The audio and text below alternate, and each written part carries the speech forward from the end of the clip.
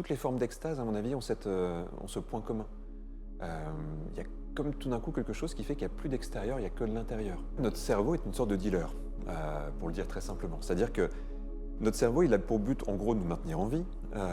Et quand on fait un truc qui est bien pour ça, hop, il nous injecte un petit cocktail hormonal.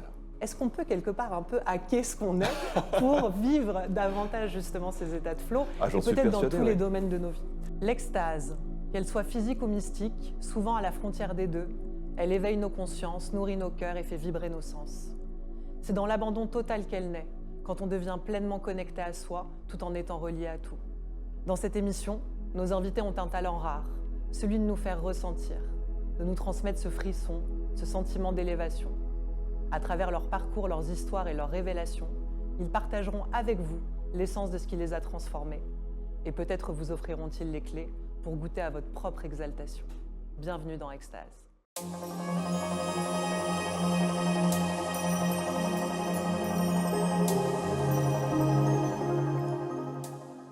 Bonjour à tous et bienvenue dans Extase. Aujourd'hui, on a l'immense plaisir de recevoir Kevin Finel. Bonjour Kevin. Bonjour Nathalie.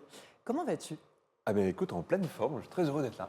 Merci d'avoir accepté mon invitation et de venir dans cette émission Extase. Alors je vais te présenter un petit peu, sans vouloir faire trop CV, Ok. mais quand même donner un petit peu les grandes étapes de ton parcours professionnel. Déjà, il y a quelque chose de très inspirant chez toi, c'est qu'en 2002, donc, tu as créé l'Arche, qui est l'Académie de recherche et de connaissances en hypnose ericksonienne, Ouais. donc, qui est une école de formation qui aujourd'hui dispense des transmissions, des formations, un peu partout en Europe, il me semble. Dans tous les pays francophones, y compris aussi en dehors de l'Europe. Et puis c'est aussi un centre de recherche où on étudie le fonctionnement du cerveau dans des états de conscience modifiés notamment. Alors évidemment, on va parler d'hypnose aujourd'hui. Tu as créé des cabinets publics, donc c'est quand même une idée de génie, je tiens à le souligner, parce qu'en fait, tu permets à beaucoup de gens de venir assister en fait, à des thérapies avec l'hypnose, justement en public. Il me semble que récemment, tu étais à Genève Oui. pour proposer justement aux gens de découvrir l'hypnose à travers ce biais.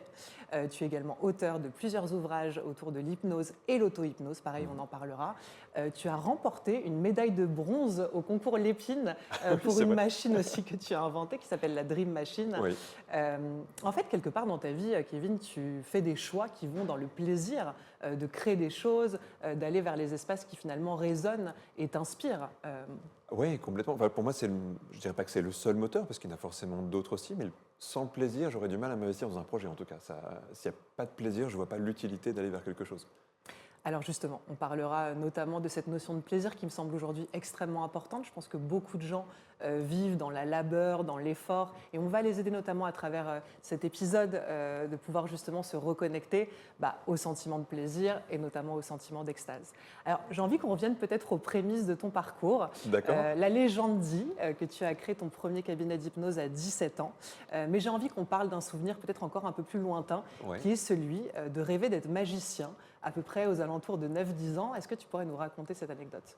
Ouais, alors tu sais, je la raconte avec ma vision d'adulte aujourd'hui, mais j'ai l'impression qu'enfant, je trouvais un peu triste que le monde soit désenchanté quelque part. Tu vois, en regardant tout ce qui ressemblait être un petit peu magique, moi ça me faisait rêver. Et je me disais, il doit bien rester un peu de magie dans ce monde, il doit bien y avoir quelque chose qui semble magique. Et en fait, je pense que c'est cet intérêt-là qui m'a amené vers l'hypnose. Et on pourrait dire l'hypnose, c'est pas une chose magique, c'est une chose scientifique, etc. Mais il y a quelque chose de beau, je trouve, dans ces expériences-là, comme il y a quelque chose de beau dans l'art. L'art n'est pas magique, mais il produit une forme de magie. Quand on se laisse absorber par un film, un livre ou de la musique, on vit quelque chose de magique. Et pour moi, les créateurs étaient des magiciens. Mais ce qui m'a le plus attiré, c'est des personnes qui créaient aussi en faisant du bien. Et la rencontre avec ce qu'on pourrait appeler la psychothérapie au sens large, c'est-à-dire des personnes qui, avec la parole, avec les mots, pouvaient soulager des gens. Pour moi, ça aussi, c'était de la magie. Et en voyant ça, je me suis dit, c'est vers ça que j'ai envie d'aller. C'est ce qui m'a semblé une sorte d'évidence, en fait. Alors, c'est vrai que finalement, l'hypnose, moi j'aime bien en parler un petit peu comme un art de la communication. Ouais, oui. Finalement, ça permet en effet, dans nos interactions, même quotidiennes, de pouvoir, comme tu le dis, se faire du bien. Est-ce que c'est une des premières choses que tu as réalisées à travers l'hypnose, que finalement tu peux interagir avec une personne et tout d'un coup, à travers un échange verbal qui aurait pu être banal, en faire ressortir quelque chose où voilà, on se sent mieux, il y a quelque chose qui a bougé en nous, peut-être même voir un déclic qui s'est produit? Je pense qu'il y a ça, oui. Tu sais, tu parlais de cette magie-là. J'avais une discussion il y a quelques années avec un excellent magicien et qui me racontait tout le travail qu'il élaborait pour faire un tour, en fait, donc pour étonner. Et je lui demandais qu'est-ce qui le motivait, en fait, à mettre autant d'énergie dans ce qu'il faisait. Et il me disait, ce moment d'émerveillement dans le regard d'une personne, quand elle ne comprend pas ce qui se passe, c'est une des plus belles choses qui existent. Et je me dis, mais en fait, c'est ça aussi, moi, qui m'anime dans l'hypnose. C'est qu'on a un cerveau qui fonctionne de manière assez étrange, on a du mal à comprendre vraiment comment ça fonctionne exactement, mais souvent on l'ignore, et quand on se reconnecte à ça, eh bien, il y a un côté vertigineux et assez merveilleux. Et pour moi, l'hypnose, c'est une reconnexion à ça. Du coup, il se trouve que ça fait du bien en plus, mais même avant que ça fasse du bien, c'est déjà se reconnecter à soi. C'est déjà se reconnecter à tout ce qui se passe en nous et qui nous échappe. Il y a un mystère quand même là-dedans. Et d'ailleurs, j'ai envie qu'on parle un petit peu de cette notion de conscience et d'inconscient. Là, tu le ramènes au cerveau. Finalement, en préparant cette interview, je me disais que c'est dommage de le réduire à cette zone cérébrale. Quand on pose la question, que ce soit à Google ou même à ChatGPT, c'est intéressant parce qu'aujourd'hui, voilà, on peut imaginer que c'est même une conscience étendue au corps. On va parler là d'ici quelques instants aussi des notions de sensation. Mais est-ce que ce serait finalement réducteur de dire que la conscience ou l'inconscient sont logés juste dans cet espace du cerveau ? Ça serait réducteur parce qu'on n'en sait rien aujourd'hui. On sait que la conscience, c'est une chose incarnée, en tout cas dans un corps. Et tout est interdépendant dans un corps. Après, il y a beaucoup de mythes sur les neurones partout dans le corps. Il y a des neurones partout dans le corps, mais ce n'est pas quand même les mêmes, et ils ne fonctionnent pas de la même façon que dans le cerveau. Il y a quand même une distinction. Maintenant, un corps sans cerveau et un cerveau sans corps, ça ne fonctionne pas, c'est sûr. On ne sait pas ce qu'est la conscience, en fait. Déjà, c'est très compliqué à définir, et personne n'est d'accord sur ces définitions-là. Par contre, on sait ce que c'est être conscient de quelque chose. Et ça passe par un ensemble de représentations, de sensations, d'informations qui circulent entre les organes sensoriels, le cerveau qui traite l'information, qui renvoie de l'information. Donc c'est un circuit, en fait, tout ça. Et je pense que, du coup, ça devient plutôt intéressant de se dire qu'en fait, on est un corps conscient de quelque chose, avec plein de particularités, avec plein de mécanismes intérieurs qui permettent ça. Oui, finalement, ce qui serait dommage, c'est de décorréler les deux, comme on peut le faire un peu dans nos sociétés, c'est-à-dire voir le corps et l'esprit à des endroits différents. Ce serait simplement de le voir comme un ensemble. Oui, comme c'est dommage parfois en médecine de considérer qu'on doit juste guérir le corps, par exemple, sans tenir compte du mental des gens. Enfin, c'est en train de changer, ça, je pense, mais en tout cas, il y a eu à un moment donné l'idée qu'on pouvait séparer les choses, et en fait, on est un tout, et c'est ça qui est intéressant. Alors, je t'ai souvent entendu dire que notre éducation a consisté à plaire aux autres. J'ai une question sur ton évolution à toi. Oui. Est-ce que quelque part, très vite dans ton parcours d'homme, tu t'es assez plu à toi, justement, pour faire tes propres choix, et pas seulement en fonction des gens qui t'entouraient, que ce soit tes proches ou les inconnus? C'est complexe, cette question-là. En fait, ce que je veux dire par là, c'est qu'on est des êtres sociaux et qu'on a un besoin de validation extérieure, plus ou moins fort selon les individus et puis selon les époques de vie.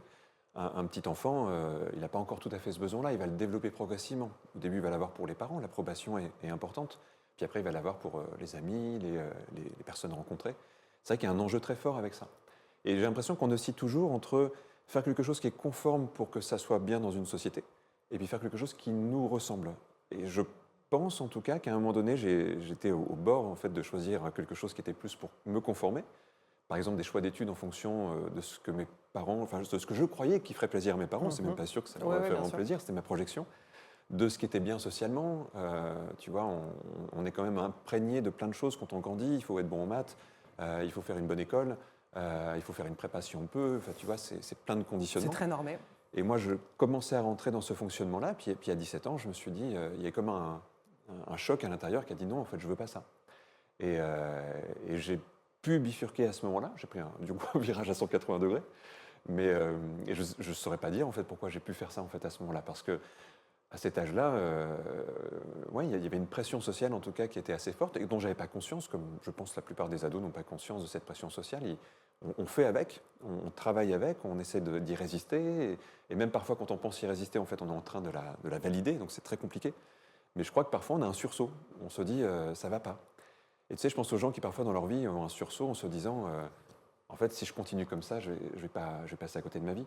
Donc il y a plein d'âges où on peut avoir ça. Complètement. La fameuse crise de la quarantaine, mais qu'on peut avoir bien avant. Qu'on c'était peut avoir une crise de 17 ans, quelque part. Oui, je pense, en tout cas une première, parce qu'il y en a eu d'autres après, mais il y a des virages. Et je crois que, tu vois, c'est bizarre qu'on appelle ça crise, en fait. Pour moi, c'est une prise de conscience. Oui, complètement. Et même le mot crise, en fait, peut être un beau mot. C'est juste qu'on en a fait un mot très dégradé, très... mais c'est beau, une crise, c'est un moment de renaissance, un moment de renouvellement. Et il faut qu'on ait des moments où on se pose des questions. Et ça mûrit, et puis à un moment, ça grandit. Donc là, tu vis une crise quelque part positive à ce moment-là Une dans ta extase. vie, une forme d'extase et de Oui. compréhension.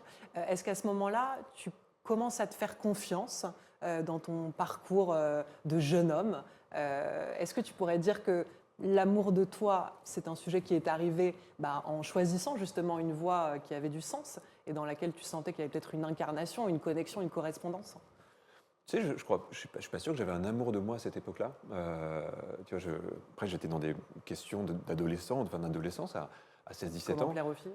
Ouais, déjà, et puis j'étais pas sûr de plaire beaucoup, tu vois, c'était Ok. un truc, ça me questionnait, ce truc-là. Et puis, et du coup, je pense que comme j'étais passionné par l'hypnose, je mettais toute mon énergie là pour pas me poser trop de questions sur le reste. Et je crois que j'ai un truc, alors que j'essaie de cultiver encore, c'est que j'étais très naïf. Et je pense que c'est sans doute ce qui m'a aidé, en fait. C'est-à-dire que je me suis lancé, et avec le recul, parfois, je me dis, mais c'est bizarre, tu vois. Mais à l'époque, je ne me posais vraiment aucune question. C'est-à-dire que je me suis dit, non, j'ai envie de faire ça. Et j'avais l'impression qu'il y avait une sécurité à l'intérieur qui fait que si ça se passait bien, bah, c'était bien. Et si ça se passait pas bien, bah, je sais pas, je reprendrais des études et puis je ferais autre chose. Et en tout cas, il n'y avait pas de peur dans cette prise de décision. Il y avait, je sais pas s'il y avait une confiance, mais il y avait peut-être une sorte de spontanéité naïve, tu vois, euh, presque, ouais, presque un petit peu enfantine de se dire, j'ai envie de découvrir un truc, allons-y. C'est marrant, moi je la vois comme très sage finalement, cette naïveté. C'est Enfin, vrai. ce que tu appelles une naïveté, bah oui, c'est de ne pas être trop pollué par ce qui est possible, Oui.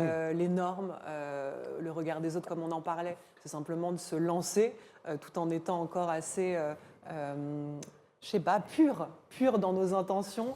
Peut-être, ouais, Et ouais. tu vois, et pas abîmé par ce qu'on pourrait entendre du monde extérieur qui parfois empêche beaucoup de gens de se lancer. Et finalement, toi, tu y as été et beaucoup de portes se sont ouvertes sur ce parcours. Puis je pense qu'il y a un côté rebelle aussi à cet âge-là où tu sais, le plaisir de faire un truc que personne ne comprend, il va y avoir un truc aussi Ouais, là-dessus. c'est vrai. Tu vois, l'hypnose à ce moment-là, là on en parle aujourd'hui de l'hypnose, mais il faut imaginer qu'il y a un peu plus de 20 ans, l'hypnose, personne n'en parlait, personne ne connaissait vraiment, c'était un mot vaguement utilisé dans le spectacle. Et encore, il n'y a pas trop de spectacles à cette époque-là. Donc je pense qu'il y avait un côté pirate aussi, tu vois, de se dire, je vais faire un truc que personne ne fait. Et il n'y a pas que ça, mais je pense que ça a joué aussi. Oui, puis il y a un côté captivant, presque un peu sensationnel quand on entend hypnose. Moi, je me souviens que j'ai entendu parler d'hypnose pour la première fois en cours de philo quand j'étais en terminale. Ok. Et justement, notre prof s'était formée en hypnose et elle nous a raconté qu'un jour, elle a voulu mettre quelqu'un en état d'hypnose et que c'est la personne derrière qui s'est écroulée au sol. Et tu vois, Ok. tout de suite, ça donne un peu une image de l'hypnose qui est flippante. Où on se dit, mais finalement, c'est ça, quelqu'un va prendre le contrôle. Alors aujourd'hui, je pense que ça s'est démocratisé. L'hypnose est rentrée à l'hôpital. Aujourd'hui, on fait des opérations Ouais, tout à sous fait, oui. hypnose. Donc bon, pour les gens, je pense que c'est un mot qui les effraie beaucoup moins. Tu as clairement participé, alors en tout cas dans mon monde à moi, à démocratiser ce terme. Bah, j'espère un petit Et peu. En tout puis cas. j'ai eu la chance aussi de pouvoir me former dans ton école. J'aimerais qu'on parle de l'hypnose comme un biais par lequel pouvoir aider les personnes à changer, et même à se changer elles-mêmes grâce à Ouais. l'auto-hypnose. Tu as écrit un livre là-dessus, qui notamment porte un sous-titre sur plus de liberté, il me semble, plus de liberté intérieure. J'ai une grande question sur le changement. Il y a des gens qui résistent à changer. Selon toi, pourquoi? Mais je pense qu'il y a plein de. La plus grande résistance au changement, en fait, c'est la peur de l'inconnu. Parfois, en gros, notre cerveau, il fonctionne aussi en économie d'énergie. Il faut imaginer qu'on est le produit de milliers de générations qui ont vécu dans une très faible quantité de ressources. C'est nos ancêtres, ils ne savaient pas ce qu'ils allaient manger le soir même. Et pendant très longtemps, voilà, il y avait l'idée d'économiser l'énergie. Et quelque part, la partie de nous qui peut changer, elle est consommatrice d'énergie. Notre cerveau, il consomme beaucoup de sucre. Et plus il a de routine, plus ça baisse sa consommation. Changer, ça prend de l'énergie. C'est se confronter à du nouveau, c'est apprendre plein de choses. Et donc parfois, on préfère une sécurité de quelque chose qui est connu, même si ce n'est pas très confortable. Et c'est bizarre, hein, tu vois, la sécurité peut ne pas être confortable. Mais l'inconnu, c'est faire face à plein de bouleversements possibles. Et même si on peut espérer que ça soit mieux après, eh bien, il y a quand même une partie de nous qui estime que le coût est élevé pour aller vers ça. Ok. Puis après, il y a aussi le poids de nos apprentissages, parce qu'il faut encore pouvoir y croire qu'on peut changer. Moi, je sais qu'en tant qu'accompagnant, en tout cas, des gens qui viennent me voir en cabinet, ils me disent consciemment qu'ils veulent changer, mais au fond d'eux, ils n'y croient pas que c'est possible. Parce qu'ils ont grandi dans un univers où on leur disait « t'es comme ça ». On leur collait des étiquettes. On leur a dit ben voilà, en fait, ta famille est comme ça, donc tu seras comme ça. Enfin, il y a plein de conditionnements sociaux. Et donc, on peut y croire intellectuellement, mais notre intellect, c'est une petite partie de nous-mêmes. La grande partie de nous-mêmes, elle est plus inconsciente, elle est plus instinctive. Et au niveau de nos instincts, parfois, on se dit peut-être que je ne vais pas y arriver, peut-être que je me raconte des histoires, peut-être que ce n'est pas possible, peut-être que je devrais accepter qui je suis. Alors, il y a aussi cette notion, c'est que parfois, l'acceptation, c'est beau aussi. On pourrait toujours vouloir changer, mais il y a peut-être aussi un moment où, plutôt qu'être dans une course effrénée à mieux, plus et tout ça, on peut aussi se dire, mais est-ce que je sais profiter de ce que j'ai? Et donc, on fait travailler souvent les gens sur les deux aspects, en fait. Qu'est-ce que vous voulez vraiment changer? Et à quel moment vous allez accepter qui vous êtes? Et il y a un équilibre, je trouve, à trouver entre les deux aussi. Bah, finalement, est-ce que le mot d'ajustement, moi c'est un mot que j'aime beaucoup et que j'emploie, Ouais. finalement évidemment dans les espaces dans lesquels on sent que quelque chose est arrivé à ses limites en nous, à ce moment-là de pouvoir ajuster, se mettre à jour, tu sais, comme si on franchit, là on parlait de l'adolescence, ton adolescence tout à l'heure, les différentes étapes de vie, ces moments de crise, finalement nous tous, autant que l'on est, on vit des étapes où on a besoin d'ajuster les choses, on a besoin de se mettre à jour Complètement, oui. de ce qu'on est devenu. Moi j'ai même l'impression que c'est comme si on re-rencontre une nouvelle version de nous. Tu vois, moi, j'ai l'impression récemment d'avoir refait connaissance avec Nathalie et j'aime bien cette idée. Dire que le fond et la nature de ce que l'on est, c'est peut-être quelque chose qui perdure, mais c'est comme si peut-être la forme avec laquelle on l'emploie, elle va évoluer. Et ce qui fait qu'on s'ennuie jamais avec soi. Beaucoup de gens ont peur Moi, de je la suis- routine, mais Je suis complètement convaincu de ça. Après, tu vois, j'ai l'impression que toi, tu as eu un entraînement qui t'a permis aussi de faire ça, parce que à force de rencontrer des personnes, de discuter, il y a beaucoup de gens pour qui cette idée-là, elle est loin de pouvoir se rencontrer. C'est qu'il peut y avoir aussi chez pas mal de personnes un truc qui lutte pour essayer de maintenir quelque chose. Parce qu'on essaie de se connaître, mais si en plus on change tout le temps, c'est compliqué de se connaître. Ouais. Pourtant, je suis persuadé de ce que tu dis, c'est-à-dire qu'accepter régulièrement de se rencontrer à chaque étape de vie, par exemple, et je pense aux gens qui font des rituels de passage, par exemple, à la fin de chaque année, ou au début de chaque année, ou à d'autres dates, à leur anniversaire, et qui souvent se disent qu'est-ce que je laisse derrière moi et qui je suis aujourd'hui. Et si on pouvait avoir des rituels comme ça réguliers dans notre vie, on aurait des occasions de se rencontrer. Ça peut demander aussi de prendre des feedbacks des autres aussi. Comment les autres me voient, parce que peut-être que moi je me vois d'une façon et qu'en fait je n'ai pas évolué dans ma façon de me voir depuis 5 ans. Et les autres ils voient bien que j'ai changé et peut-être qu'à l'intérieur c'est pas encore mis à jour. On travaille en hypnose souvent sur l'image qu'on a de soi. Et l'image qu'on a de soi, c'est pas soi, c'est une représentation un peu tronquée, pas toujours juste, parfois qui nous arrange, parfois qui pointe sur des choses qui ne nous arrangent pas parce qu'on les regarde aussi. Et réactualiser ça, en fait, c'est un très beau cadeau à se faire. J'aimerais qu'on rentre un peu dans le vif du sujet de l'extase D'accord. et qu'on puisse justement permettre aux gens peut-être de faire descendre, comme on le disait, Ouais. une conscience qui est parfois très cérébrale et arriver au corps. Moi, je trouve que quand on est en ta présence, déjà quand on t'écoute, il y a quelque chose chez toi où ça nous ramène à une forme de détente. Déjà, on est dans le D'accord. corps, tu vois. Et ça fait Ok. du bien d'être dans le corps, en fait. Parfois, Ah oui, c'est vraiment ouais. une safe place de revenir à ses sens. Pour commencer, vaste question, qu'est-ce que l'extase, ça t'évoque, Kevin? Qu'est-ce que l'extase, ça m'évoque? C'est une grande question. Mais Vous avez 4 heures. pour moi, alors tous les mots qui me viennent quand j'associe à extase, il y a tout ce qui est autour du changement. J'ai l'impression que c'est quelque chose qui bouge. L'extase, c'est pas un point fixe, c'est un truc qui est en recherche, c'est une exploration, quelque part. Mais j'ai l'impression que pour moi, les moments d'extase, quel que soit le déclencheur, c'était un moment où j'avais l'impression d'une sorte d'unité totale, comme si tout se rejoignait en un point. Et toutes les formes d'extase, à mon avis, ont ce point commun. Il y a comme tout d'un coup quelque chose qui fait qu'il n'y a plus d'extérieur, il n'y a que de l'intérieur. En tout cas, il n'y a plus de différence intérieure-extérieure. Et que ça soit par une prise de conscience incroyable qui fait que tout d'un coup, tu as l'impression que tout le monde devient cohérent, que ça soit dans des formes de modification d'état de conscience très profondes, où il peut y avoir ce sentiment d'unité du temps et de l'espace qui est absolu, que ça soit dans la sexualité avec la sensation tout d'un coup de devenir qu'un avec l'autre, par exemple, ou pareil, d'avoir une unité avec soi qui est totale. J'ai l'impression que, ou l'art qui évidemment peut amener ça aussi, toutes ces portes d'entrée, elles nous ramènent à l'idée de quelque chose qui enlève temporairement la sensation de séparation.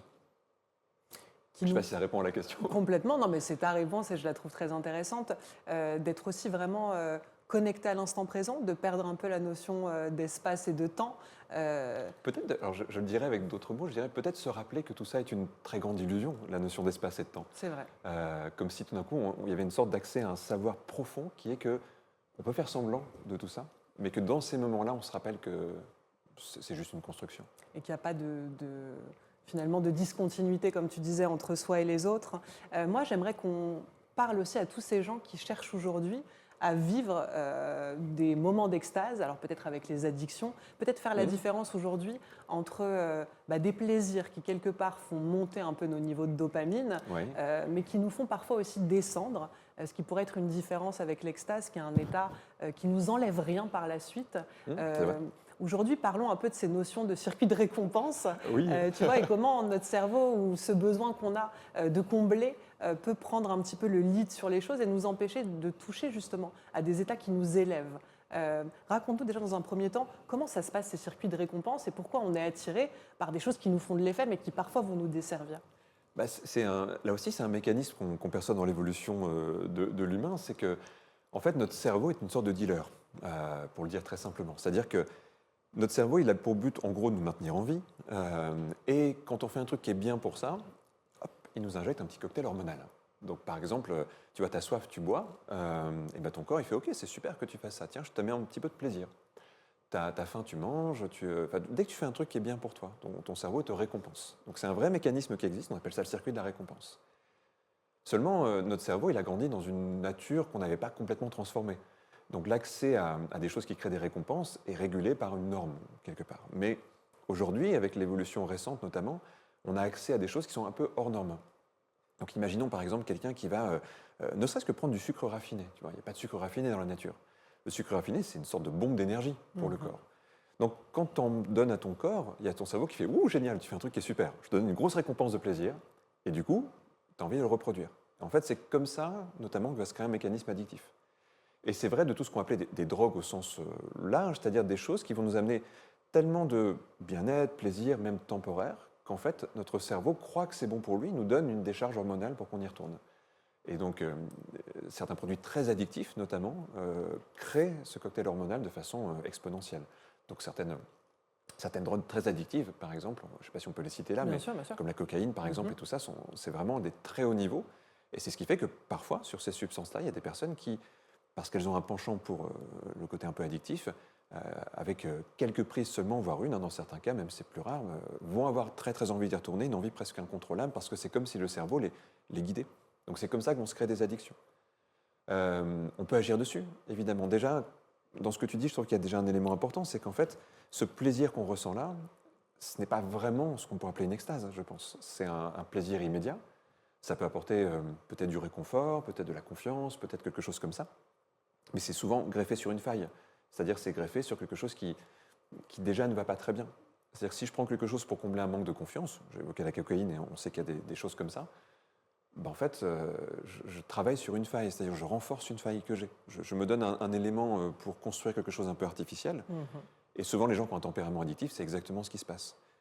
Si on pouvait consolider nos failles, justement, mais en travaillant vraiment dessus, se sortir un peu de ce mécanisme qui fait qu'on manque de quelque chose, eh bien, on irait naturellement moins vers des plaisirs de cette nature-là, puis on essaierait de construire quelque chose qui est peut-être plus profond, plus large. Et il y a une énorme différence, je pense, entre l'extase qu'on pourrait sentir en faisant quelque chose qui est juste aider à une addiction, et puis le fait de construire quelque chose qui est beaucoup plus important, beaucoup plus large que ça, et qui nous amène à quelque chose qui est plus sain aussi pour nous.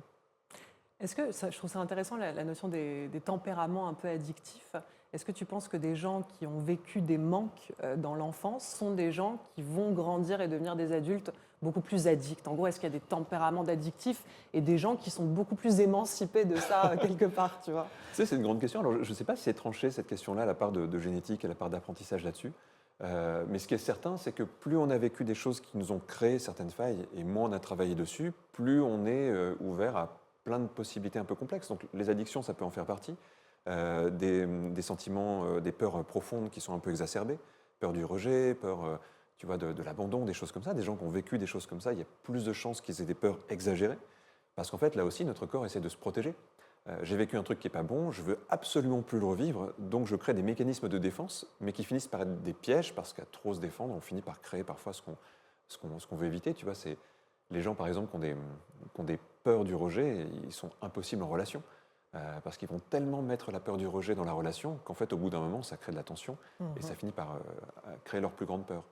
Et pour les personnes qui ont un manque sur lequel ils se reportent avec une addiction, bah oui, c'est un mécanisme qui ne va pas forcément régler le problème, ça va donner une apparence temporaire que ça va mieux.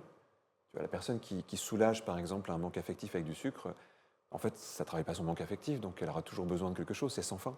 Et c'est là, je pense que ce petit pas de côté de se dire, parfois une addiction, peut-être que c'est bien, hein, je ne dis pas que c'est jamais bien, peut-être que temporairement, ça fait du bien. Tu vois, c'est comme quelqu'un qui a mal, bah, la morphine, c'est pas une mauvaise chose, en fait, quand on a mal.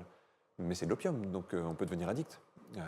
Peut-être qu'à un moment donné, si une personne commence à abuser de cette canne, elle finit par plus savoir marcher en fait sans sa canne. Et je crois que, pour moi, la liberté, c'est un truc qui est très important. Et je pense que si on remet la liberté au-dessus de la dépendance, on a très envie de lâcher la canne et de reapprendre à marcher. Bien sûr, et en même temps de garder l'humanité, c'est-à-dire à des moments de nos vies, d'avoir peut-être besoin, comme tu le disais, d'une béquille. Alors elle peut être temporaire ou durer un peu plus longtemps. Il y a des béquilles qui font plus mal que d'autres. On en citait une qui est la cocaïne. Moi, je trouve que c'est intéressant aussi, peut-être quand on rentre un peu dans ces sujets, de se poser la question des drogues et des psychotropes, qui sont aussi deux choses finalement différentes. D'imaginer que certaines substances aujourd'hui dans la manière dont elles sont utilisées. Alors on n'est pas encore en France à un niveau où on les utilise à l'hôpital et tout, mais il y a des recherches qui sont faites quand même. Oui, bien sûr. Là, on a des personnes dans mon école qui collaborent à ces recherches en ce moment à Paris. On a repris les recherches il y a quelques mois sur tout ce qui est champignons, notamment sur de la dépression et les addictions. Parce que c'est vrai que c'est bizarre, on fait un amalgame avec le mot drogue dans notre société. Amalgame qui est très occidental, parce qu'en fait, dans la plupart des pays du monde, on dissocie quand même deux choses. Parce que les chamans vont appeler de la médecine. C'est vrai. Le mot est quand même un peu différent. Ouais. Et aujourd'hui, l'hypothèse, c'est que les champignons, par exemple, sont un très très bon antidépresseur et ça combat les addictions. C'est le mécanisme inverse, c'est qu'on s'aperçoit notamment sur les addictions à l'alcool que ça semble, alors c'est ce qui est en test aujourd'hui, donc je dis bien ça semble, être un traitement assez efficace, voire peut-être le plus efficace que l'on connaisse aujourd'hui. Ça, c'est l'hypothèse de la recherche. On verra dans quelques années. Maintenant, souvent, quand les recherches en sont là, c'est que les hypothèses sont déjà assez solides et il y a des pays qui ont pris un peu d'avance sur nous là-dessus. Et c'est assez prometteur, en tout cas. En tout cas, il n'y a pas d'accoutumance, il me semble, avec les psychotropes versus les drogues. Oui. Et puis dans les drogues, comme tu le disais, ça peut être le sucre. Enfin voilà, aujourd'hui, il y a des drogues qui sont vendues en libre-service un peu partout. Et ce n'est pas forcément les moins fortes. Exactement. Ouais. Mais en tout cas, qui peuvent avoir des incidences, que ce soit à tous les niveaux de notre être. C'est sûr qu'aujourd'hui, le sucre cause beaucoup plus de dégâts sur la santé, coûte beaucoup plus cher à la société que beaucoup de drogues dont on parle, mais qui finalement sont sans doute un peu moins présentes en termes de population déjà, et puis donc de conséquences. On parle aussi beaucoup de dépendance affective. Est-ce que ça aurait un lien pour toi dans les circuits du cerveau d'avoir besoin justement d'utiliser l'autre un peu comme un morceau de sucre quelque part, tu vois, pour combler quelque chose Oui, je pense, oui. Après, c'est plus complexe que ça, évidemment, mais tu vois, si on est sur l'extase, est-ce que je pense que quelqu'un qui est un dépendant affectif croit que son extase, c'est dans l'autre. Évidemment, tout le trajet quand on fait une thérapie avec quelqu'un comme ça, c'est de le ramener à l'idée que l'extase, elle passe déjà par soi. Et que l'autre viendra peut-être l'amplifier, et il viendra bien peut-être la magnifier, parce qu'évidemment, c'est beau de partager quelque chose. Mais en fait, on ne partage vraiment que quand on est déjà un minimum à l'aise avec soi. Et le dépendant affectif, il a la terreur d'être avec lui-même, souvent. En fait, si l'autre n'est pas là, il a l'impression de ne plus exister. Il faut déjà qu'il recrée son centre, qu'il se reconnecte à son corps, à son unité, pour qu'il se passe autre chose. J'ai envie qu'on parle quelques instants de la frustration. D'accord. Parce que c'est intéressant. J'ai été ce week-end avec une amie et sa fille qui a 3 ans. Et je voyais, elle commence à expérimenter justement la frustration. Ouais. Et je lui disais à un moment donné, tu vois Lola, je te comprends, c'est difficile. Tu vis un bon moment, il faut aller se coucher et c'est douloureux. Et moi, je me voyais aussi un peu comme ça, tu vois, quand je dois arrêter un moment agréable, quand je dois me dire non. Je trouve que c'est pas toujours facile de se dire non quand il y a une part de soi qui est là, en fait, qui finalement s'exprime et elle aurait envie de se dire oui. Comment on gère la frustration dans cette vie? Est-ce que pour toi, c'est important d'avoir un lead aussi, de savoir se dire non à d'autres moments, d'être permissif avec soi, de trouver un juste milieu? Oui, parce que en fait, tu vois, c'est pareil, dans tout ce qu'on dit depuis tout à l'heure, il pourrait aussi y avoir le côté, est-ce qu'une vie reste intéressante si tout est cadré, si tout est... Moi, j'aime bien les excès aussi, je trouve que c'est beau aussi. Après, en grandissant, je pense un petit enfant, il ne saura pas à quel moment s'arrêter. Peut-être qu'en grandissant, on acquiert cette maturité qui fait qu'on se dit, peut-être que là, c'est un peu trop, en fait. Mais ça va mettre du temps à avoir ça. Mais ouais, c'est quand même chouette des excès. Il faut peut-être juste les choisir, quoi. Peut-être pas tous en même temps. Mais je pense qu'on a besoin de ça. Je pense qu'on a besoin de frissons, on a besoin d'être pris de vertige, on a besoin de perdre pied aussi. Et c'est là que pour moi tout ça est conciliable. C'est-à-dire que si on explore un peu ce qui se passe en nous, on acquiert une certaine solidité, je pense, mais qui peut d'autant plus nous permettre d'explorer. Et il y a besoin de ce couple, en tout cas, de sécurité et de liberté, de solidifier et de se mettre aussi quelquefois un petit peu plus en danger, entre guillemets. Pour moi, que l'exploration est belle, justement, avec ça. C'est qu'on va sortir du connu. Mais tu vois, si on pense à l'enfance, Ce dont a le plus besoin un enfant pour bien se construire, c'est de sécurité. Et s'il se construit de la sécurité, il va beaucoup explorer dans sa vie. Si dès le début il est en insécurité, peut-être qu'il ne se permettra jamais d'explorer après. Et aujourd'hui, on est quand même dans la population adulte, beaucoup de générations. Parce qu'on dit que ça change, je ne suis pas sûr que ça change tant que ça. En fait, ça change chez des personnes qui sont très alertes. Mais là, je pense qu'encore aujourd'hui, une majorité de la population qui est en train de grandir, grandit avec des failles de sécurité assez importantes, liées à une éducation qui est... voilà, c'est difficile d'être parent, et puis on n'est pas éduqué à être parent. Donc il y a plein d'erreurs. Moi, je ne tiens pas les parents pour responsables. En tant que papa, je pense que je fais des erreurs aussi. J'ai juste l'impression que mon domaine fait que je suis un peu plus attentif à certaines choses. Puis c'est vrai que l'information est un peu plus facile à trouver maintenant qu'il y a 20 ans ou 30 ans. Mais mine de rien, on voit encore beaucoup de gens qui ont tellement vécu d'insécurité qu'en fait, ils ont peur du monde. En fait, ils n'ont jamais été rassurés vraiment jusqu'à pouvoir se sentir pousser des ailes et grandir et explorer. Donc, aller vers des choses exceptionnelles, aller vers des choses qui nous mettent en danger, c'est d'autant plus facile si on a un socle. Bien sûr. Mais quelque part, c'est intéressant. Moi, ça me fait penser à, en tout cas, ce que j'ai mis en place, et de manière très archétypale en moi, c'est l'impression de devenir aussi mes propres parents. Tu vois, j'ai Oui, eu des c'est parents, puis aujourd'hui, je les ai quelque part adaptés à comment j'ai besoin d'accompagner Nathalie. Est-ce que tu négocies avec tes parents intérieurs quelque part? Je négocie avec les parents, puis parfois papa, maman se disputent parce qu'ils ne sont pas d'accord. Et je trouve que c'est intéressant de se dire aussi qu'il n'y a pas qu'une voix en nous, comme on le disait. Oui. Il y en a plusieurs qui s'expriment. En fait, parfois c'est une assemblée, il faut trancher. Et donc voilà, parfois on peut s'imaginer que le père a un côté un peu cadrant qui va, alors voilà, de manière encore une fois très cliché, mais qui va donner une forme de lead et d'ordre. La mère beaucoup plus enveloppante, permissive, tu vois, la partie plus amour en fait. Oui. Voilà, et je trouve que c'est intéressant. C'est marrant parce que j'ai pouvoir, l'impression qu'on a beaucoup d'exemples inverses, moi, avec Ok. des mamans qui posent pas mal de cadres, des parents qui se laissent un peu plus, Allez. attendrir quelquefois. Ok. J'ai l'impression en tout cas que c'est souvent comme ça aussi. En tout cas, ça peut être intéressant de s'accompagner de cette manière-là. Ouais. Moi, j'aimerais qu'on parle un petit peu de l'auto-hypnose, parce que je pense que c'est vraiment un outil qui est fascinant. Je crois que tu as une plateforme Psychonautes, par laquelle on peut déjà découvrir l'auto-hypnose, parce que peut-être beaucoup de gens qui vont nous regarder aujourd'hui ne connaissent pas du tout cette approche, qui permet quand même d'avoir une forme d'autonomie avec soi. Dès qu'il se passe des petits moments de vie où il y a des incompréhensions avec soi-même, finalement de recréer un dialogue qui à la base était inconscient et devient conscient. J'adore cet outil, est-ce que tu pourrais nous en parler quelque chose? Mais ouais, moi c'est un truc qui me fascine. Tu vois, je pense même avoir plus rencontré adolescents l'auto-hypnose que l'hypnose, parce que j'explorais beaucoup sur moi. Et on parlait tout à l'heure de cette idée d'extase, mais je pense que la question des états de conscience, c'est ce qui nous permet d'atteindre l'extase. Je pense que tout état d'extase passe par une modification de l'état de conscience. Parce que ça va permettre de conscientiser un peu nos barrières, nos rigidités, et puis d'aller vers des espaces intérieurs qu'on ignore la plupart du temps. Puis c'est grand à l'intérieur, donc il y a de quoi faire. Et je pense que l'auto-hypnose, ça enlève des barrières mentales. Alors parfois, comme on dit hypnose, les gens s'imaginent un truc de perte de contrôle, des choses comme ça, mais au contraire, l'auto-hypnose, c'est comme un moyen de transport pour naviguer à l'intérieur de soi. Alors souvent, les gens, tu vois, quand ils viennent sur la plateforme, c'est parce qu'ils voient qu'il y a des outils très pratiques, par exemple, je sais pas, moi, gérer son stress, gagner en estime de soi, améliorer son sommeil. Souvent, on rentre avec l'auto-hypnose par un besoin. J'ai du stress, tiens, on va bientôt publier là une étude, on a fait une étude qui montre qu'en 7 jours, on a suivi plus d'un millier de personnes, même plus, et on a des résultats jusqu'à 3 mois après, leur niveau d'anxiété divisé par 2. Donc c'est exceptionnel, en fait.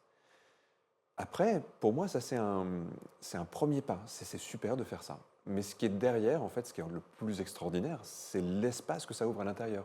C'est toutes ces expériences un peu magiques qu'on peut faire avec soi-même. Explorer sa créativité, explorer son humanité, sa construction personnelle. Ça, c'est une aventure qui est sans fin. Et pour moi, l'auto-hypnose, ça ouvre cette porte-là. Donc voilà, je pense qu'on y vient par des besoins simples. Et puis après, on se dit, tiens, si je peux diminuer mon stress, en fait, qu'est-ce que je peux faire d'autre? Et là, tu as un peu le champ des possibles. Ah oui, complètement. Oui. Là, c'est le sac de Mary Poppins. J'aimerais bien justement qu'on parle de l'état de flow, qui est un état d'expérience optimale. Et justement, la créativité, là, tu emploies ce mot, c'est un peu un mot magique. Je trouve que finalement, beaucoup de gens qui travaillent dans des milieux artistiques, même chez les sportifs en fait, de haut niveau, en tout cas, ça peut connecter à quelque chose pour eux de parler de cet état de flow, qui est un espèce d'état dans lequel on a l'impression que tout fonctionne au diapason, il y a une fluidité, ça coule en fait, ça coule de source. Est-ce qu'on peut quelque part un peu hacker ce qu'on est pour vivre davantage justement ces états de flow, et peut-être dans tous les domaines de nos vies? Ben oui, tu vois, tu parlais d'extase tout à l'heure, et pour moi, état de flow, extase, c'est très proche. Dans le domaine de la musique, souvent, ils parlent de l'état de grâce, c'est de Ouais. ça dont ils parlent.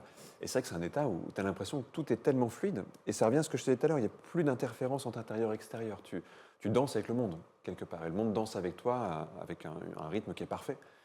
Et déjà, il y a des gens qui ont étudié dans quel domaine il y avait des états de flow plus que d'autres. Et évidemment, dans les expériences artistiques, dans les expériences où le corps aussi est investi, et je pourrais penser à la danse, au sport, même courir le marathon, tu vois, ça peut créer des états de flow. Beaucoup plus fréquemment que, je prends un cliché, mais que faire de la comptabilité, par exemple. Enfin, je sais pas toi, mais Oui, non, moi, c'est pas dans mes mon truc. périodes de Mais... comptabilité, non, mais moi non plus. Et peut-être pour mon comptable, peut-être Pour un passionné ouais. des chiffres, mais je pense que Ouais. c'est pas de la compta à ce moment-là. Non, c'est des mathématiques, c'est des voilà, formules. Oui, c'est des choses parce que plus ça- stimulantes Exactement, je pense que qu'un pour un bilan, quoi. mathématicien, jouer avec des choses, un astrophysicien, etc., les Des physiciens annexes racontent comptables. des extases mentales avec ça, et je peux le comprendre. On a tous des accès aux états de flow, en fait. Et je pense que d'abord, on peut se demander c'est quoi le mien, ou les miens. Et je crois que l'erreur qu'on peut faire parfois, c'est que quand on trouve un truc qui nous crée du flow, ça devient notre passion. Et on se dit, alors moi, j'ai fait du golf et ça m'a donné un état qui est tellement génial que maintenant je vais faire du golf tous les jours. Et on oublie qu'en fait, c'est pas le golf, c'est en nous que ça se passe. Et qu'une personne aurait pu avoir ça en faisant de la cuisine, ou en faisant de la natation, ou en faisant, je sais pas, de la sculpture avec de l'argile. En fait, on a plusieurs moyens d'obtenir cet état de flow, on peut les cultiver après, puis après essayer de comprendre le dénominateur commun. Pourquoi ça et ça me crée du flow. Et là, on commence à assembler quelque chose et à se rendre compte que c'est pas ça qui crée du flow ou ça qui crée du flow, c'est que on réveille quelque chose en nous. Et je suis persuadé d'une chose, on avait fait un programme justement sur Psychonautes là-dessus, on a eu plein de jolis témoignages de gens qui me disaient, mais je reconnais, alors il y en a qui découvraient même carrément cet état-là. Ça, je pense qu'une vie sans ça, c'est comme quelqu'un qui découvre le sel à 40 ans, on se dit, Ouais, quand même, c'est un peu chiant. c'est chouette le sel, quoi. Donc le flow, pour moi, ça a cette caractéristique-là. Par contre, tu vois, même pour avoir travaillé avec des artistes, notamment beaucoup de musiciens là-dessus, tu n'as jamais un truc qui fait que c'est comme ça, le flow, ça arrive en 2 minutes. Mais tu peux aider des gens à se reconnecter à cet état beaucoup plus facilement. J'avais travaillé avec un écrivain à un moment donné qui avait des pannes d'inspiration et on avait mis tout un dispositif pour qu'il retrouve son état de flow. Ok. Et donc ça ne marchait pas à tous les coups, mais beaucoup plus en tout cas. Donc il a arrêté d'avoir des pannes pendant un mois, quoi. Quelquefois, il y a un jour ou deux, ça ne marchait pas, mais il arrivait à le retrouver beaucoup plus fréquemment. Et à ne plus avoir peur de ne pas le trouver, parce que ça aussi, ça joue. C'est que le flow, quand tu le cherches, ça ne marche pas. Il faut trouver. En fait, ça ne peut pas être mental. Donc quand tu veux l'avoir, c'est comme quand tu veux dormir, il y a un truc qui bloque. Un peu comme l'extase. Un peu comme Quand l'extase, on la oui. recherche, Ah elle oui, va c'est sûr avoir que du mal ça à nous marche moins bien, traverser. oui. Ouais. Comme si on n'était pas prévenu quelques secondes avant qu'en fait on allait être traversé par ça. Ouais, je pense que. Tu vois, je peux prendre l'exemple de la sexualité par rapport à ça, mais si tu recherches l'extase, ça devient de la performance. Si tu te laisses en prendre par ce qui vient, par le vécu, par le partage, peut-être qu'il peut se passer quelque chose de merveilleux. Alors, ça ne marchera peut-être pas à tous les coups. Non, mais il y a une forme d'abandon en tout cas. Ouais, ben oui, c'est exactement le bon mot. Le flow viendra de l'abandon à tous les coups. Mhm. Et c'est là que hypnose, auto-hypnose ou même méditation, je pense, c'est des moyens de réaccéder à l'abandon. C'est des moyens d'accéder à quelque chose sans avoir besoin de le vouloir. Est-ce que tu penses que nos états de flow naissent aussi dans des espaces dans lesquels on est bon, ou pour lesquels on a du talent? Oui, Parce je que pense, tu dis, oui, bon, oui. le golf, on peut découvrir une discipline, tout d'un coup être traversé par cet état de flow, Ouais. mais quelque part, il y a des choses au contact desquelles on a l'impression que ça nous correspond, tu vois, c'est comme un prolongement un peu de la nature de ce que l'on est. Est-ce qu'il y a cette notion de, tu vois, d'être bon à l'endroit du flow quelque part? Je crois, je ne sais pas dans quel sens ça marche. Est-ce qu'on est, entre guillemets, prédisposé à quelque chose et quand on le découvre, le flow vient nous dire c'est là? Moi, j'ai l'impression que c'est ce que j'ai vécu avec l'hypnose. Premières expériences d'hypnose, j'étais pas bon. Hein. Mais par contre, j'ai senti que là, je pouvais être bon. C'est-à-dire, ça m'a donné envie de beaucoup travailler, du coup. Et je pense que quand on a un flow, on travaille 10 fois plus que quelqu'un d'autre. Je vois ça, moi, en tant que formateur, tu vois, je vois plein de gens qui viennent se former à l'hypnose. Et sur 50 personnes, tu en as peut-être 5-6 à chaque fois. Ils vont faire 10 fois plus que les autres. Tu as l'impression qu'ils vont de la nuit, ils continuent à réfléchir, ils font des trucs, ils s'entraînent. Naturellement, très vite, ils sont très bons. Mais en fait, qu'est-ce qui fait que eux, alors qu'ils commencent au même niveau que les autres, vont devenir bons? Mais c'est parce qu'à l'intérieur, ils ont un feu qui les nourrit, ils ont un volcan qui bouillonne en permanence, et ils se sentent appelés par un truc. Ils sont bons à tous les coups, en fait. Et je dirais même que même s'ils n'avaient pas les bonnes prédispositions, ils finiraient par être bons, parce qu'en fait, en travaillant plus, ça marche, quoi. Il y a un truc à un moment donné qui fait que ça prend. Donc je pense que le flow nous donne un moteur inépuisable, et fait que si on le braque sur quelque chose, on va se donner toutes les circonstances, toutes les occasions pour que ça soit merveilleux. Donc par exemple, pour les gens qui nous regardent, qui ont l'impression de mener des vies un peu en pilote automatique, c'est-à-dire se lever le matin, avoir suivi peut-être une carrière dans laquelle ils prennent pas vie, tu vois, ils Mhm. prennent pas feu, un peu comme on le disait.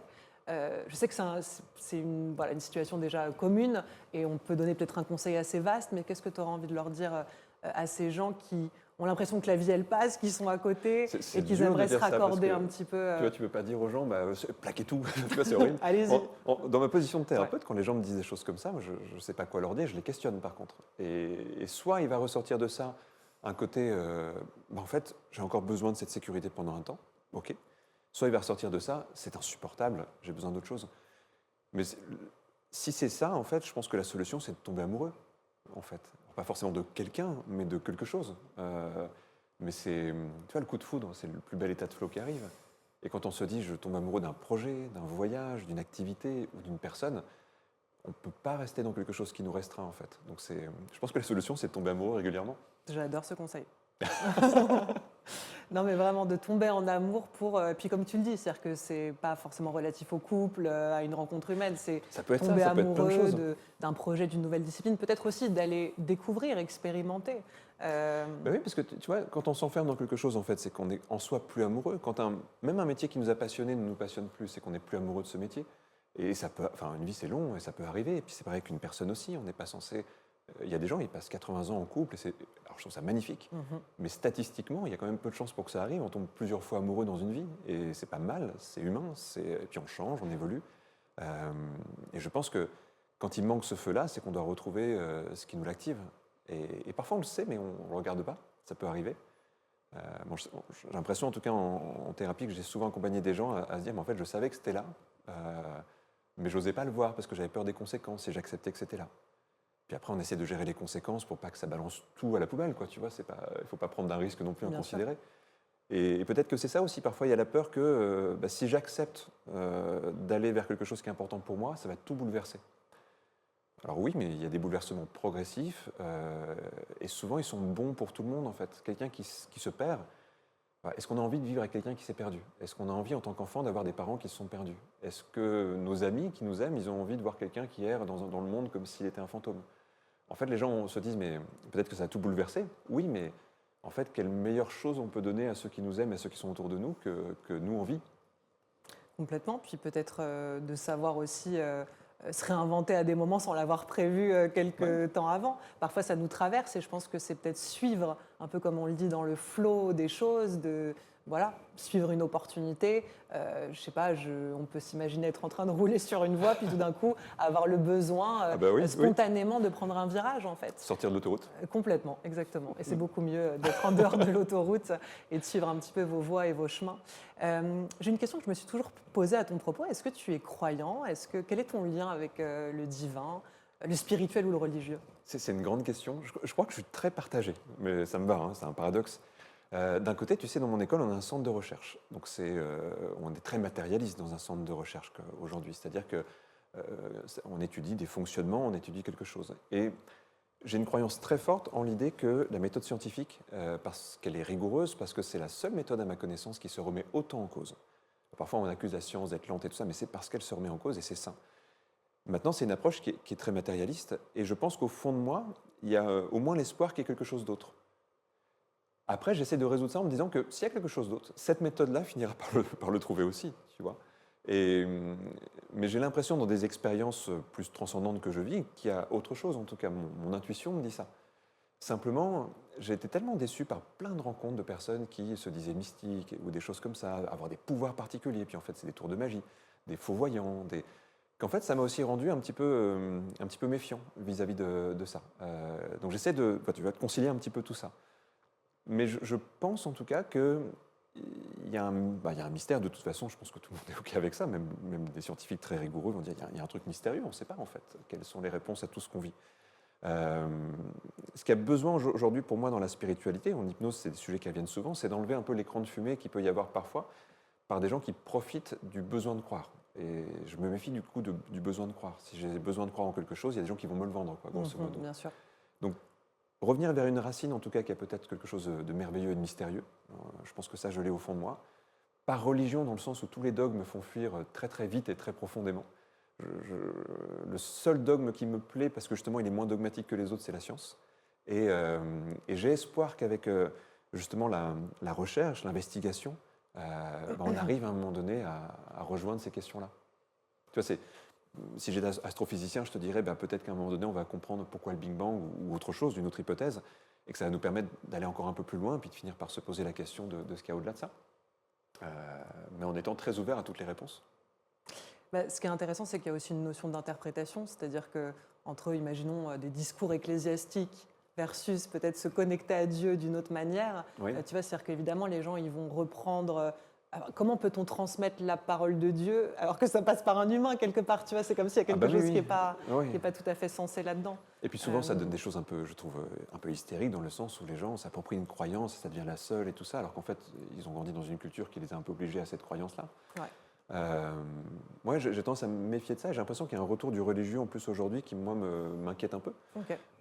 Et pour moi, j'oppose religieux et spiritualité pour le coup. Souvent, les grands mystiques, qui ne sont pas dans les religions qui les ont vus naître, ils sont émancipés un peu. Et je suis plus inspiré par eux en général. Et tu vois, je parlais tout à l'heure du sentiment d'unité avec l'extase. Pour moi, il y a un truc mystérieux dans ça. Cette sensation que tout d'un coup, il n'y a plus de temps ni espace, il n'y a plus d'intérieur et d'extérieur. Et j'ai l'impression que quand tu regardes pas mal de textes mystiques de toute époque, de toute culture, c'est de ça dont on parle. En fait, il y a juste des mots différents pour en parler. Il y a des gens qui atteignent ça avec une prière, c'est super. D'autres en tournant sur eux-mêmes, en faisant du derviche, et puis d'autres avec des psychotropes. Je crois qu'on cherche tous la même chose. Oui, tout à fait. J'ai l'impression qu'avec l'hypnose, moi, j'ai trouvé mon moyen, en tout cas, d'accéder à ça. Et j'ai juste pas envie d'en faire une religion, par contre. Et quand on dit qu'on cherche tous la même chose, finalement, ce serait quoi? Le sens, l'amour? Ouais, alors je ne sais pas si c'est le sens. En tout cas, le sens est rassurant, donc peut-être qu'on le cherche. Mais derrière, en fait, si on savait ce qu'on cherchait, peut-être qu'on l'aurait trouvé aussi. Mais j'ai l'impression qu'il y a une intuition d'un savoir absolu, quoi, d'une connaissance absolue. J'ai l'impression que, tu vois, alors, je suis un peu biaisé par ça, mais je rencontre plein de gens qui cherchent dans des états de conscience différents. Je crois que c'est vrai aussi des artistes, je crois qu'ils cherchent aussi dans d'autres états de conscience, des inspirations, et il me semble qu'à chaque fois qu'on questionne cet endroit-là, il y a à peu près les mêmes mots qui viennent, à peu près les mêmes sensations qui viennent. Et c'est pour ça que je pense qu'il y a un dénominateur commun dans tout ça. Alors, mon cher Kevin, nous allons passer une séquence qui va être une tradition dans cette émission. D'accord. C'est que j'ai une petite pilule d'extase pour toi. Allez, je ne sais pas ce que c'est, et ça contient une question, qui sera la dernière question de conclusion. Et puis celle-là, elle sourit. Alors, je ne sais pas si elle sourit toute, mais en tout cas, je vois son sourire. C'est mignonne, ces pilules. Je te laisse l'ouvrir. C'est complètement légal. D'accord. C'est très mignon. En plus, il y a un petit côté sacré, parce que c'est entouré d'un petit fil doré. Mon écriture de CM2. C'est toi qui as écrit? Ouais. Si tu pouvais te réveiller demain matin en ayant gagné une compétence. Je peux me réveiller demain matin. Une compétence réelle ou imaginaire? J'aurais envie de dire tout ce que tu veux. Tout ce que je veux. Ouais. Compétence, qualité. Si demain tu pouvais te réveiller en étant quelque chose de supplémentaire, qu'est-ce que ce serait? Alors, je peux faire deux réponses. Si c'est un truc complètement imaginaire, j'aimerais bien arriver à avoir la compétence de ralentir le temps. Parce que je pense que le truc qui me terrifie le plus personnellement, c'est que le temps passe vite. Et j'aimerais avoir la compétence, tu vois, de le ralentir. Bon, je ne suis pas sûr de me réveiller demain avec, mais je peux... Ça, c'est vraiment le truc. Donc ralentir, c'est pas le figer, c'est être un peu en slow motion.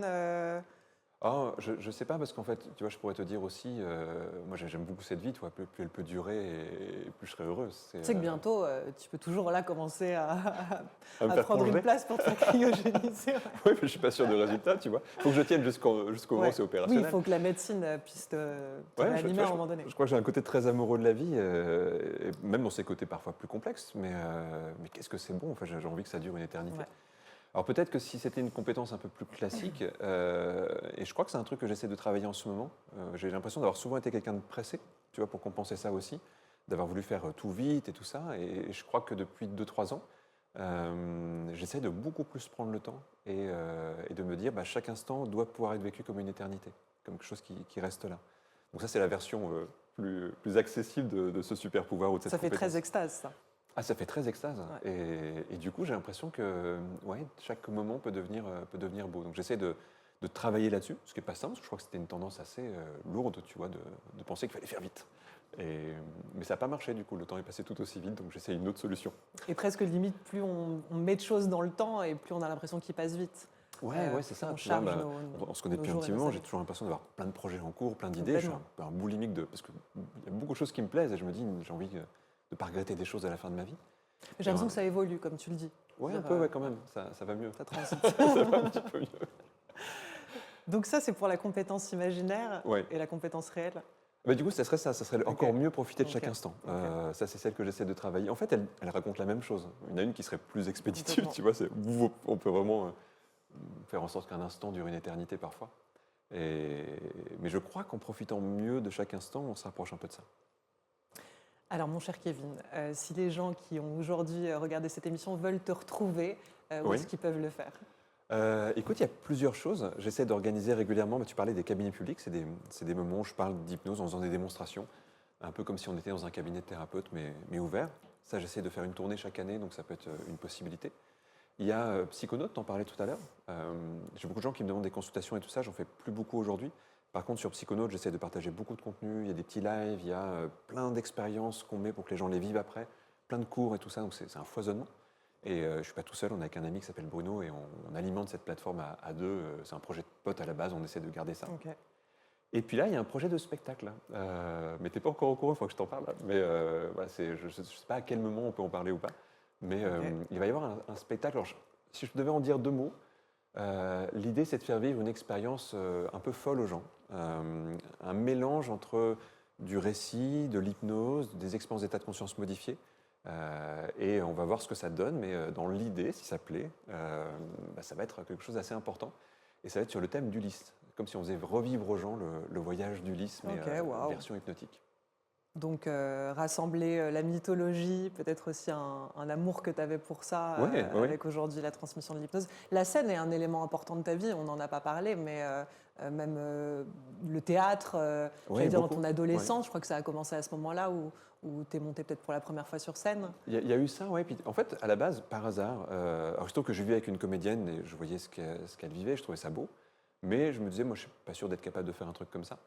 Et il y a un moment donné, puisque je commençais à faire des conférences, donc j'avais peut-être 20 ans, quelque chose comme ça, 21 ans, j'ai commencé à me dire, mais en fait, peut-être qu'il faudrait que j'apprenne à bien parler quand même pour faire une conférence. Et c'est là que j'ai fait un petit stage au théâtre. Et en fait, ça a été un coup de foudre. Donc, un peu après, en arrivant à Paris, j'étais en province avant, et je me suis dit, bah voilà, il y a des écoles de théâtre, ça peut être l'occasion de faire un stage un peu plus avancé. Et puis là, j'ai été mordu de ça pendant des années. Et ça m'a énormément apporté pour l'hypnose, en plus. Mais il y a un moment, vers 24-25 ans, je commençais à faire des choses plutôt sympas du côté théâtre, et l'hypnose commençait à vraiment beaucoup se développer aussi, et je me suis dit, il faut que je fasse un choix. Donc je suis allé vers l'hypnose, et j'ai un peu abandonné ça. Mais je crois que c'est un choix que j'ai jamais complètement fait, du coup je reviens régulièrement avec des expériences plus artistiques à la scène, parce que je trouve que c'est une belle manière de partager. Ça met en danger aussi, on est à nu sur scène, et je trouve ça Complètement. très... C'est trop bon. Il y a un côté assez excitant de ça, quoi. Ouais. Et c'est l'impression de se jeter dans l'inconnu. Et puis, puis je suis aussi convaincu d'un truc, et c'est pour ça, tu vois, ce spectacle, c'est qu'aujourd'hui, l'hypnose de spectacle, je la trouve parfois un peu caricaturale, et j'aimerais bien tenter d'autres choses. Parce Je que comprends. alors je ne sais pas si ça va fonctionner, tu vois, mais j'aimerais au moins me dire, j'ai essayé de faire d'autres choses que le côté faire la poule sur scène à quelqu'un, quoi, qui me semble un peu triste avec l'hypnose. Non, mais et déjà, tu as amené tellement d'élégance à l'hypnose. Enfin, je veux dire, Ça, quand on c'est voyait. gentil, mais- Non, mais c'est vrai, parce que tu es quelqu'un. En fait, ça te décrit, moi, à mes yeux, en tout cas, vraiment l'élégance, l'intelligence, la bienveillance aussi. Voilà, c'est des choses qu'on ressent de toi quand on te voit sur scène, même en interview, enfin partout. En fait, quand on est dans ton énergie, tu nous offres ça. Et voilà, et je trouve que depuis que j'ai découvert l'hypnose à travers toi, l'hypnose, je la mets dans ses lettres de noblesse, tu vois, Bah, écoute, ça me- et ça pas me dans touche une beaucoup. vision sans citer de nom, parce que là, pour le coup, on va pas se mettre des gens à dos. Non, Mais non, tu vas non, dans puis- une puis il faut version que ça plus existe aussi. spectacle. C'est juste que, en fait, il n'y en a pas pour tous les goûts. Je pense que le théâtre, il y a plein de formes de théâtre, on en aime plus ou moins. L'hypnose, il n'y a qu'une forme d'hypnose de spectacle. Et encore, je dis ça, il y a des personnes qui ont amené progressivement d'autres choses, tout doucement, mais c'est encore peu visible. Et surtout, médiatiquement, c'est encore pas du tout les idées que les gens se font. Donc, rééquilibrons ça, donnons avoir une belle hypnose, quelque chose qui enchante, parce que je trouve que les hypnotiseurs sont des enchanteurs aussi, Complètement. et pas juste des manipulateurs comme on le voit. Mais c'est ça, parce que pour toi, quelque part, l'hypnose permet aux gens de se libérer et de s'émanciper. Mais oui, Et là, on a une vision où on les voit sous emprise. Donc, c'est ça. Et en fait, ça donne une fausse vision en plus, parce que c'est pas ça, fondamentalement. En effet, c'est ouvrir les vannes des possibles. Et je trouve que c'est encore plus beau et plus émouvant. Tu vois, j'avais fait une expérience comme ça il y a quelques années, une sorte de mini premier spectacle, ça fait 7-8 ans. Et il y a un moment où je proposais à quelqu'un de retourner vers l'enfance. Et en fait, la première fois que j'ai fait ça, il y a une personne qui est venue me voir après qui m'a dit c'est marrant parce que j'avais vu un spectacle d'hypnose, j'avais une régression et ça m'a fait rire. Mais moi, là, quand je l'ai vu, j'ai les larmes aux yeux parce que c'était beau. Et je me disais, bon, ok, c'est ça que j'ai envie de faire. Alors, c'était encore un peu balbutiant le truc, tu vois, c'était encore un peu brinque-ballant, mais je me suis dit, ok, si on peut aller vers ça, si les gens peuvent être émus aux larmes à voir quelqu'un qui retourne dans sa vie, c'est qu'on peut ouvrir une porte sensible à l'hypnose. Magnifique. Ce sera notre mot de conclusion. Merci Kevin d'avoir accepté mon invitation. Merci pour ce moment d'extase vécu à tes côtés. Voilà, j'ai passé un très agréable moment. Et moi aussi, c'était extatique. On vous remercie d'avoir suivi cet épisode. Donc n'hésitez pas à liker, commenter, à vous abonner à la chaîne. On vous embrasse et à bientôt.